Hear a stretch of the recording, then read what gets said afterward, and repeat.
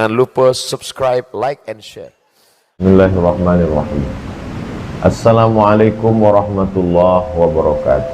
Waalaikumsalam warahmatullahi wabarakatuh. Alhamdulillah wassalatu wassalamu ala rasulillah wa ala alihi wa sahbihi wa man tabi'ahu wa mawalah. Subhanaka la ilma lana illa ma'allamtana innaka antal alimul hakim. Rabbi shrah li sadri wa yassir li amri wa hlul 'uqdatam min lisani yafqahu qawli. Para asatiz, ustadz-ustadz, guru-guru, sahabat-sahabat, kawan-kawan, tak dapat saya sebut satu persatu. Semua kita ini dimuliakan Allah Subhanahu wa ta'ala. Amin ya rabbal alamin. Dari mana kita datang, kemana kita akan pulang, berapa lama kita di tempat persinggahan ini, apa yang akan mesti kita bawa, itu adalah pertanyaan-pertanyaan yang tidak bisa dijawab oleh akal. Karena akal tak bisa menjawab, maka Allah mengirim wahyu. Wahyu itu tidak bisa diterima semua orang, maka Allah mengirim beberapa orang yang khusus menerima wahyu itu.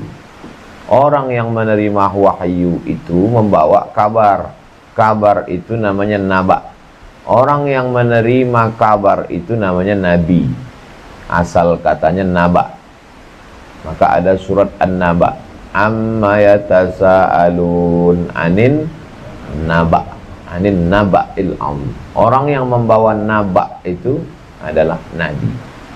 Atau nama lainnya adalah rasul. Rasul asal katanya risalah, utusan, message, risalah, pesan dari Allah. Yang menerima risalah itu rasul. Maka kita sebut dia wa ashhadu anna Muhammadan abduhu wa rasuluh. Jadi Nabi Muhammad itulah yang menjelaskan. Kalau menurut akal, kita ini hanya yang nampak ini saja, yang terdiri dari kuku, bulu, darah, tulang, daging, hanya zahir. Tapi kata Nabi Muhammad SAW tidak. Tidak hanya yang nampak ini aja, tapi ada yang lain, yaitu yang batin, yang tak nampak, itulah dia roh. Tapi Nabi tak terlalu banyak cerita tentang roh. Yas'alunaka 'anir ruh. Mereka bertanya kepadamu tentang roh. Qulir ruhu min amri rabbi. Roh itu urusan Allah. Wa ma utitum minal ilmi illa qalila. Kamu diberitahu tentang roh hanya qalil, sedikit saja. Maka kita tak boleh terlalu banyak bercerita tentang roh. Makanya ulama banyak bercerita tentang fikih. Fikih sholat, fikih zakat, fikih haji, fikih jual beli, fikih nikah, fikih jihad, fikih politik, fikih negara, fikul bi'ah, fikih lingkungan. Itu yang berkembang. Adapun tentang roh, maka itu urusan Allah Subhanahu wa ta'ala. Tapi kita mesti meyakini bahwa ada namanya roh. Lalu kemudian roh ini berkumpul semua roh, Allah ambil perjanjian. A'udzubillahi minasyaitonirrajim. Wa idz akhadha rabbuka min bani adama min zuhurihim dzurriyyatahum wa asyhadahum ala anfusihim. Ketika berkumpul semua roh dan Allah mengambil persaksian. Apa kata Allah Ta'ala di hadapan roh itu? Alastu bi rabbikum. Bukankah aku ini Rabb kamu? Rabb itu artinya tiga. Mencipta, menjaga, memberi rezeki. Maka ketika kita mengatakan ya Rabb, artinya engkau mencipta aku, engkau menjaga aku, engkau memberi aku rezeki. Tiga inilah yang orang tak tahu. Siapa mencipta dia? Dari mana dia datang? Siapa yang menjaga dia? Apa rezeki yang akan dia terima hari ini? Manusia selalu cemas. Siapa mencipta engkau? Ya Rabb, Allah. Ini dengan segala ketakutan, dengan segala kilat petir menyambar, maka kita katakan, ya Rabb, engkau menjaga aku. Tak tahu kita entah apa rezeki yang kita terima hari ini sampai petang, maka kita katakan, ya Rabb. Maka ketika orang berkata, ya Rabb, dia sedang menenangkan dirinya dengan tiga. Ya Rabb, engkau mencipta aku. Ya Rabb, engkau memelihara aku. Ya Rabb, engkau yang memberi aku rezeki. Makanya Nabi Musa alaihissalam berdoa, Rabbi ij'alli waziran min ahli. Rabbi shrah li sadri. Nabi Musa mengatakan, ya Rabb. Begitu juga dengan Nabi Ibrahim alaihissalam, Rabbi habli minas salihin. Karena ketika kita datang rasa cemas, maka mulut mengatakan ya Rabb. Begitu kita mengatakan ya Rahman, Engkau yang maha penyayang. Ya Rahim, Engkau yang maha pengasih. Ya Karim, Engkau yang maha dermawan. Ya Aziz, Engkau yang maha perkasa. Tapi begitu kita katakan ya Allah, maka disitulah berkumpul dua sifat. Sifat jamal, sifat kamal. Jamal, semua yang indah-indah. Innallaha jamilun yuhibbul jamal. Ya kamal, semua sempurna. Semua kesempurnaan hanya milik Allah subhanahu wa ta'ala. Lalu kemudian diambil Allah lah perjanjian dari ruh tadi. Ruh saya, ruh ustadz, ruh abang, ruh kakak, ruh adik. Semua ruh tadi. Dalam dunia ruh kita tak ada tua, tak ada muda. Sama umur kita di ruh. Hanya saja waktu ruh masuk ke dalam jasad dan turun kemari, disitulah tahun kita lain-lain. Saya kebetulan memilih tahun 1977. Adik-adik ada yang muda, bapak-bapak ada yang tua. Itu hanya di alam sini. Di alam ruh kita sebaya semuanya, seumur semuanya. Makanya yang tua jangan merasa sedih, yang muda jangan merasa bangga. Mana tahu ada yang tua lalu sedih, saya ini lebih tua. Tenang Pak, di alam ruh kita sebaya. Ini. Lalu kemudian Allah Ta'ala setelah mengambil perjanjian ruh tadi, masuklah ruh ke dalam jasad. Sifat jasad ini kotor, darah. Kalau darah tidak mengalir, membeku, berubah menjadi nanah. Nanah maka menjadi ulat, menjadi cacing. Maka orang mati dimakan cacing tanah, berulat. Cobalah kita buang sampah beberapa hari dalam tong sampah. Itulah sifat jasad ini. Darah, daging, tulang, kuku, bulu, sumsum. Sifatnya rendah, tanah. Lalu kemudian ruh, cahaya, sifatnya tinggi. Ketika ruh berjumpa dengan jasad, ada dua kemungkinan. Ruh menjadi hina, kotor karena jasad, atau jasad menjadi mulia, terangkat karena ruh. Mana contohnya jasad yang kotor tadi terangkat karena ruh yang mulia? Wa idh qulna lil malaikati isjudu li Adam. Kami katakan kepada semua malaikat, sujudlah kamu kepada Adam. Padahal Adam dari tanah, rendah, hina, kotor, bau, hitam, busuk. Tapi begitu berjumpa ruh dengan jasad, naiklah derajat tanah, maka malaikat-malaikat pun bersimpuh sujud. Tapi kalau ruh tadi memperturutkan jasad, itulah yang disebut Allah Ta'ala. Lahum qulubun la yafqahuna biha, dikasih hati tapi tak mau berpikir, tak mau merenung. Lahum a'yunun la yubsiruna biha, dikasih mata tapi tak mau memandang, tak mau menengok, tak mau mengambil pelajaran. Lahum adhanun la yasma'una biha, dikasih telinga tapi tak mau mendengar, tak mau mengambil iktibar. Ulaika kal an'am, mereka lebih hina, lebih rendah, lebih kotor, lebih busuk daripada binatang. Balhum adal, bahkan lebih hina, lebih kotor, lebih jelek, lebih buruk daripada binatang. Ruh dengan jasad berjumpa. Ruh, jasad. Begitu ruh berjumpa dengan jasad, berubah namanya. Kapur sirih putih, kunyit kuning. Begitu kapur sirih berjumpa dengan kunyit, berubah warnanya. Tidak kuning, tidak pula putih, tapi menjadi jingga. Begitu juga dengan ini. Ruh, jasad. Begitu berjumpa ruh dengan jasad, maka namanya berubah. Maka Allah panggil dia, ya ayyatuhan nafsul mutmainnah. Maka Allah memanggil orang mati itu tak ada Allah panggil, ya ruh, tak ada. Kembalilah engkau ruh, tidak. Karena ruh ketika sudah berjumpa dengan jasad, berubah, punya nama baru, namanya nafs. Nafs ini punya keinginan. Ruh tak ada keinginannya. Tapi begitu dia berjumpa dengan jasad, muncullah keinginan. Ingin makan, ingin minum, ingin menikah, ingin populer, ingin kekuasaan. Itulah yang disebut dengan nafsu syahwat. Nafs, diri saya ini nafs yang terdiri dari dua. Ada jasad, tulang, bulu, kuku, sumsum, darah, daging. Ada ruh, tak nampak yang ada di dalam. Berjumpa ruh dengan jasad, berubah dia menjadi nafs. Nafs ini ada keinginannya. Keinginan ini disebut dengan syahwat. Zuyyina linnasi hubbus syahawat. Nafs diri tadi ada syahwatnya. Minan nisa, ingin perempuan. Wal banin, ingin anak. Zuinal nasu syahwati minan nisa wal banin. Wal qanatiril muqantarati, ingin perhiasan. Minaz zahab, emas. Wal fiddah, perak. Wal an'am, ingin binatang ternak, kambing, sapi, kerbau, onta, lembu. Wal hars, ingin punya kebun sawit, kebun karet.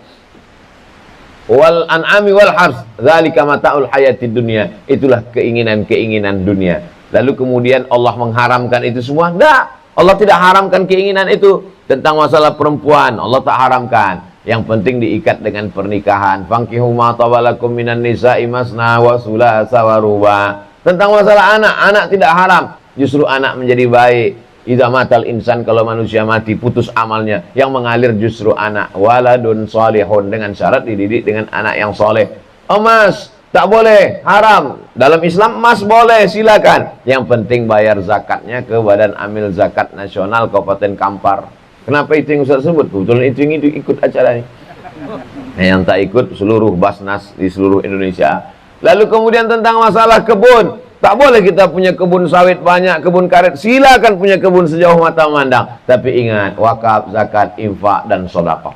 Jadi Islam itu menjelaskan kita tentang eksistensi diri kita, tentang hakikat asal muasal diri kita, tentang apa keinginan yang muncul setelah ruh berjumpa dengan jasad. Lalu selama ruh berjumpa dengan jasad ini, dibiarkannya lah berkeliaran di atas muka bumi ini.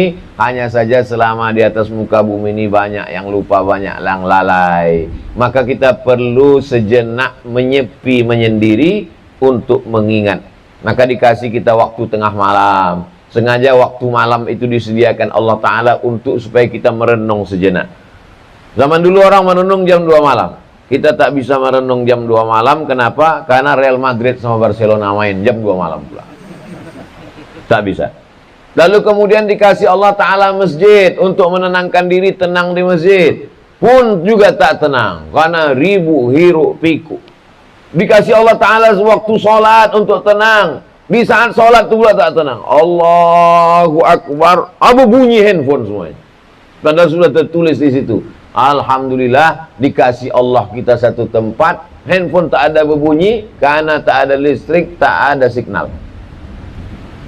Sebenarnya kita berkumpul ini adalah untuk sejenak merenung. Kita ni mau kemana? Kita ini sedang apa bekal yang akan kita bawa, dan nanti ada masanya ruh ini berpisah dengan jasad. Disitulah dipanggil Allah Subhanahu Wa Taala, ya ayyatuhan nafsul mutmainnah, wahai jiwa yang tenang, irji'i ila rabbiki radiyatan mardiyah, baliklah engkau menghadap Allah dalam keadaan engkau ridha, Allah pun ridha. Fadkhuli fi ibadi, menyatulah engkau dengan hamba-hambaku. Wadkhuli jannati, masuklah engkau ke surga bersama hamba-hambaku, para nabiku, para waliku, para syuhadaku, para orang yang soleh. Mudah-mudahan kita termasuk dalam undangan itu insyaallah.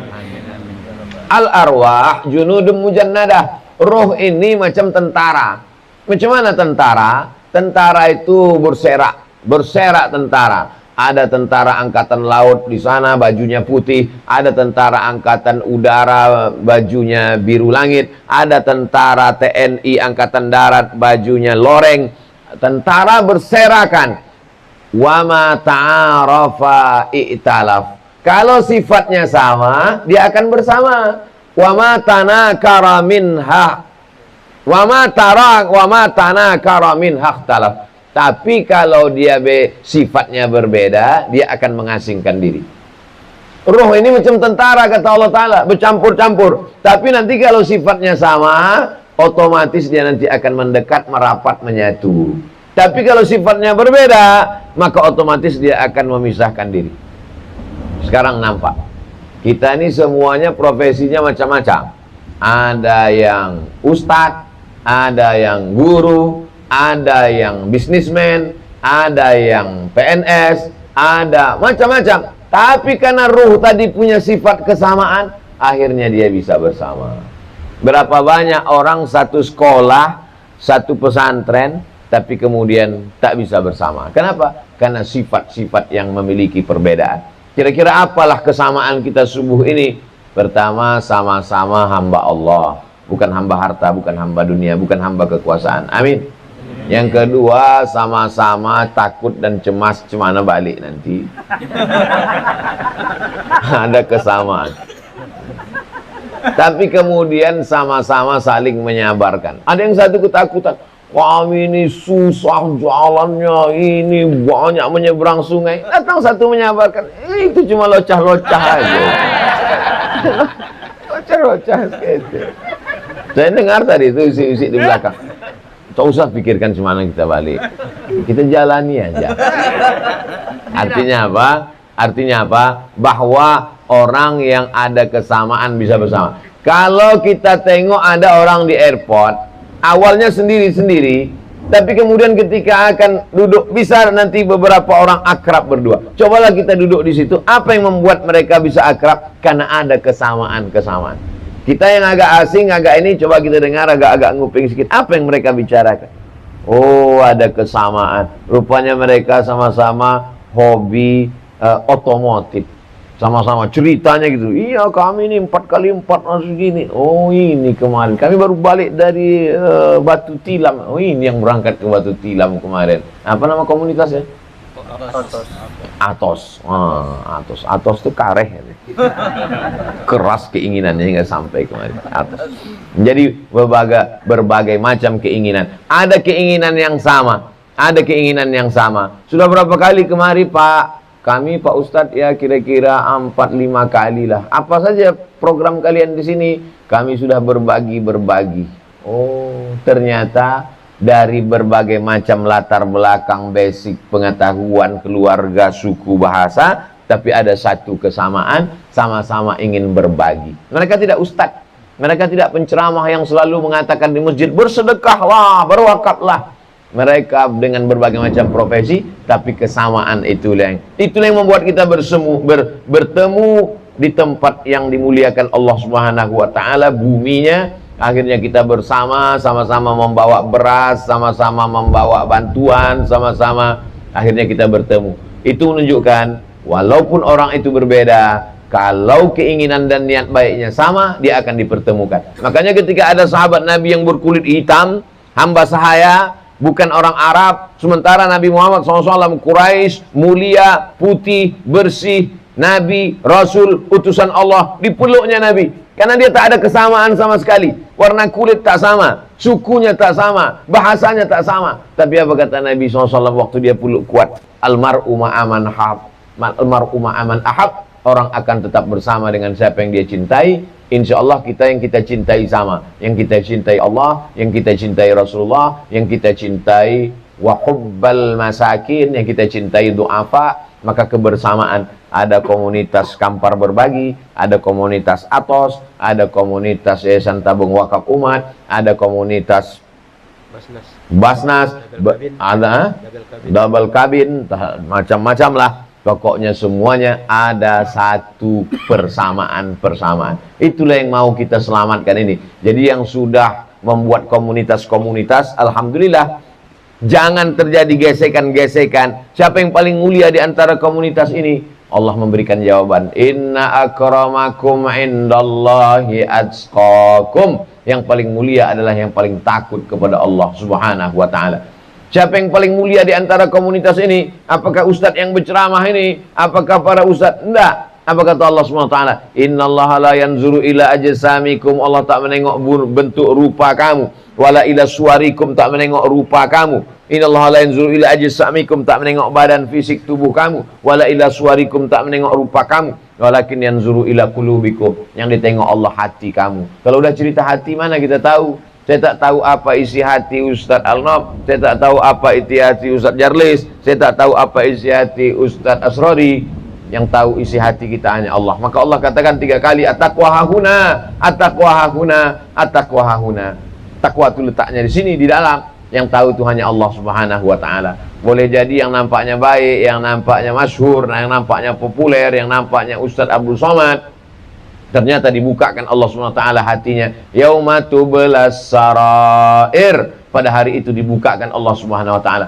Makanya kita selalu meminta kepada Allah, Allahumma astur uyubana. Ustur artinya tutupilah aib cacat kami. Karena sesungguhnya kita mulia bukan karena kita mulia, kita dimuliakan Allah karena Allah masih sayang, ditutupinya segala aib, cacat dan kekurangan kita. Mudah-mudahan ketika kita menghadap Allah nanti, yauma la yanfa'u malun wala banun, hari itu tak ada gunanya harta, tak ada gunanya anak, illa man atallaha biqalbin salim, kecuali orang-orang yang datang menghadap Allah dengan hati yang bersih, bersih dari hasad, bersih dari dengki, bersih dari merasa diri lebih mulia, lebih terhormat, lebih berilmu, lebih alim, lebih banyak amal. Kebersamaan inilah yang bisa kita membuat kita duduk sama rendah, tegak sama tinggi. Tapi yang namanya manusia ini mungkin lupa lalai. Alhamdulillah, insya Allah ke depan tiap bulan kita bersama setiap hari Jumat kedua, sholat Jumat bersama, bagi-bagi sembako, habis itu i'tikaf malam dari mulai jam 2 ke jam 3 mengaji, jam 3 ke jam 4 sholat tahajud witir, habis itu zikir muhasabah 20 jam bersama Ustaz Abdul Somad yang sempat datang. Alhamdulillah, yang tak sempat datang bisa diikuti program di Yayasan Tabung Wakaf Umat Official.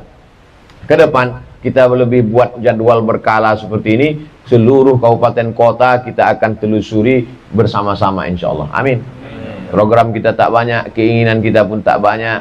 Di situ kita menemukan ketenangan, di situ kita menemukan hati kita bersama, di situ kita menemukan kita sedang mencari ridho Allah Subhanahu wa taala. Sampai kapan ini kita lakukan? Sampai akhirnya ruh berpisah dengan jasad. Maka Allah berjanji, wa allaw istaqamu 'ala tariqati, kalau kalian istiqamah di sini, la asqainahum ma'an ghadaqa, kami berikan kalian air minum. Kenapa disebut air minum? Karena orang sakaratul maut itu seperti datang setan membawakan. Maka setan waktu itu menawarkan, kalau kau mau ikut aku, kuberikan engkau ini. Maka banyak orang yang waktu mau sakaratul maut itu menggeleng. Di antaranya disebutkan dalam satu kitab, saat orang mau sakaratul maut dibisikkan la ilaha illallah, menggeleng dia. Ternyata dia sudah berada di alam yang lain. Setelah dia tersadar, kenapa kau tadi waktu ku katakan la ilaha illallah menggeleng? Kata dia, saat itu datanglah setan membawa air, maukah engkau? Artinya sampai mau sakaratul maut pun setan itu datang. Dan bagaimana cara kita supaya selamat dari setan itu? Maka disebutkan, innalladzina qalu rabbunallah, orang yang mengatakan Allah. Maksud Allah di situ zikir. Itulah tadi kita baca subhanallah, alhamdulillah, Allahu akbar. Puncaknya adalah afdhalul dzikri fa'lam annahu la ilaha illallah. Innalladzina qalu rabbunallah, orang yang mengatakan Allah, tsumma istaqamu, istiqamah dia. Maka waktu mau sakaratul maut, waktu keluar ruh dari jasad itu, tatanazzalu alaihimul malaikah, turun malaikat. Waktu setan jin mau mengganggu, malaikat mengawal dia dengan syarat istiqamah. Waktu itu saya tak bisa membela, siapapun tak bisa menolong, menolong diri masing-masing. Di ruang ICU sendirian, anak, menantu, kawan, sahabat tak boleh masuk. Sendirian jam 1 malam meregang nyawa, kunci, security di luar. Siapa yang bisa menolong? Zikir kita itu yang bisa menolong. Maka saya buat zikir tadi panjang, supaya itu amalan kita hari-harian. Habis subuh sekali, petang sekali. Petang habis asar, tak bisa habis asar habis maghrib, tak bisa habis maghrib habis isya, tak bisa habis isya pas mau tidur malam, tak bisa juga waktu tahajud malam, tak juga bisa sampai besok pagi kalau masih hidup. Bacaan-bacaan yang kita baca tadi, dari awal sampai akhir yang kita baca tadi, insya Allah ada rekamannya, bisa diulang-ulang lagi. Turunlah malaikat. Apa kata malaikat? Allah takhafu, jangan kau takut. Orang yang mau sakaratul maut itu ketakutan. Wala tahzanu, jangan kau sedih. Orang yang mau sakaratul maut itu sifatnya dua. Pertama takut. Takut melewati sakaratul maut, takut melewati pertanyaan mungkar nakir, takut. Yang kedua sedih. Sedih meninggalkan rumah, sedih meninggalkan anak menantu keluarga, sedih meninggalkan sahabat, sedih meninggalkan double kabin 4x4. Sedih meninggalkan foto-foto kenangan, sedih semuanya yang datang semua waktu mau sakaratul maut. Lalu siapa yang menenangkan? Waktu itu kawan tak bisa menenangkan. Datanglah malaikat menenangkan. Apa kata malaikat? Allah takhafu, jangan kau takut. Wala tahzanu, jangan kau sedih. Wa abshiru bil jannati allati kuntum tu'adun. Berbahagialah engkau wahai calon jenazah, kau mendapatkan yang dijanjikan Allah. Waktu ruh mau keluar itu, malaikat pun mengepakkan sayapnya, nampaklah tempat dia di surga. Maka dia pun tersenyum, walaupun mati itu sakit, hilang sakitnya karena nampaknya tempat dia. Kita kalau nampak kita tempat kita, maka hilang takut kita. Ini kita ini takut ini kan tak nampak tempat balik ini macam mana. Bukan balik, jalan balik. Balik di akhirat. Jangan terlalu fokus memikirkan balik. Balik nanti maksudnya balik. Balik ke akhirat itu tak nampak. Itu makan cemas. Dikepakkan malaikat sayapnya, nampak tempat situ.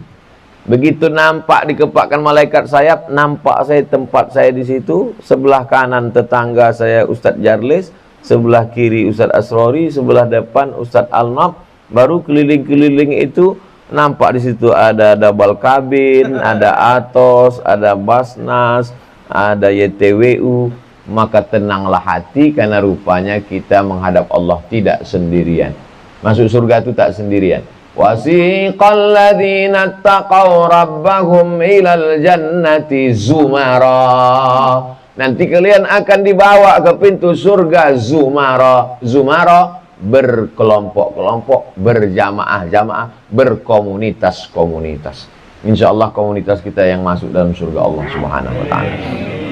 Tidak akan bisa istiqomah kalau tidak berjamaah. Karena sifat manusia ini lupa, silap, lalai. Tapi kalau udah berjamaah, bergrup pasti diingatkan. Ustaz Somad, gimana program kita kemarin? Ustaz Alnab WA saya gimana?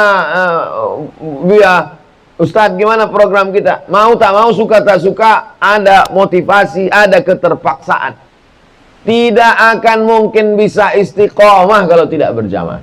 Maka syarat mau istiqomah adalah berjamaah. Hijrah dulu. Sesudah hijrah, jamaah. Kalau sudah berjamaah, istiqomah. Kalau sudah istiqomah, baru janji Allah pasti husnul khotimah. Langkah 4 ini banyak orang yang baru salah langkah pertama. Hanya hijrah, tapi tak mau berjamaah sendirian. Hanyut.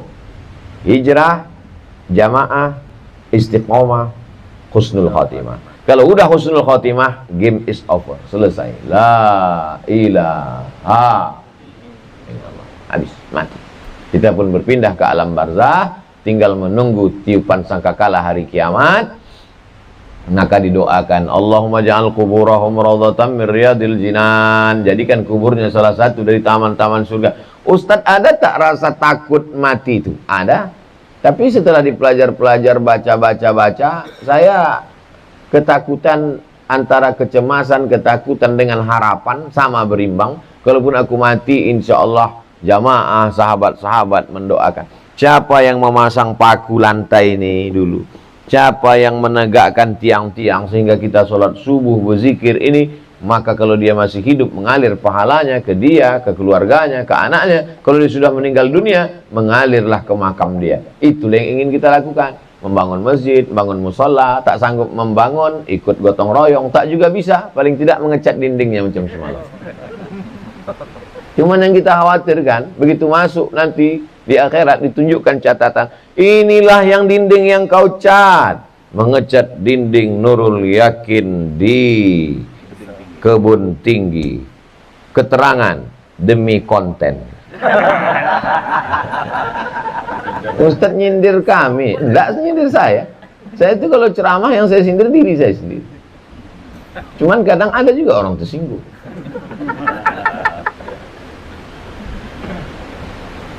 Inilah amal kau Abdul Somad. Penyerahan beras, penyerahan semen, peletakan batu pertama, pelantikan wisuda tahfiz Quran Abdul Somad. Tapi ternyata kau hanya ikut seremonialnya saja. Peletakan batu pertama Abdul Somad, penandatangan prasasti Abdul Somad, penyerahan beras Abdul Somad. Rupanya bukan punya kau Abdul Somad. Kau masuk surga hanya seremonialnya saja. Jangan-jangan amal kita nih habis melayang gara-gara ini. Dan untuk apalah kita share video ini? Untuk syiar, supaya orang jangan menyangka Ustadz itu hanya bercakap aja. Apa tuh? Maunya kalau diundang bupati, gubernur, wali kota, pejabat, BUMN. Kalau ke kampung-kampung tak mau. Sebenarnya yang kita lakukan ini sekarang ini adalah pendidikan untuk ustadz-ustadz generasi masa akan datang. Itu sebenarnya yang kita lakukan. Tarkul amal li ajlina syirik. Tak jadi kita beramal ini karena takut dipuji orang. Syirik. Wal amal li ajlihim Wal amal li ajli tarkul amal li ajli nas riya. Tak jadi beramal karena ingin dipuji orang, riya. Kata Imam Fudail bin Iyad. Wal amal li ajlihim syirik. Beramal karena ingin dipuji orang, syirik. Lalu bagaimana caranya? Lakukan saja, serahkan pada Allah, mudah-mudahan Allah menjaga hati kita. Bismillah tawakkaltu 'ala Allah, la haula wala quwwata illa billah. Jangan takut beramal karena takut dipuji orang. Jangan pula ingin beramal karena ingin disanjung orang. Saya selalu camkan itu dalam hati supaya kita selamat. Mudah-mudahan, boleh jadi kita tak selamat, boleh jadi Abdul Somad tak selamat karena doanya, tapi saya yakin Abdul Somad selamat karena doa orang lain. Amin. Kenapa begitu logikanya Pak Ustaz? Ustaz Asrori kalau dia berdoa untuk dirinya sendiri belum tentu makbul. Boleh jadi tak makbul.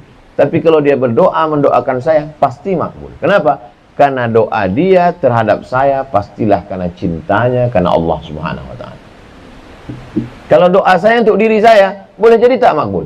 Tapi doa saya untuk Ustadz Tatang, untuk Ustadz Jamal, untuk Ustadz Endri, untuk jamaah, untuk double kabin, pasti dikabulkan Allah. Kenapa? Karena pastilah doa itu karena cinta terhadap saudara. Rajulani, dua orang.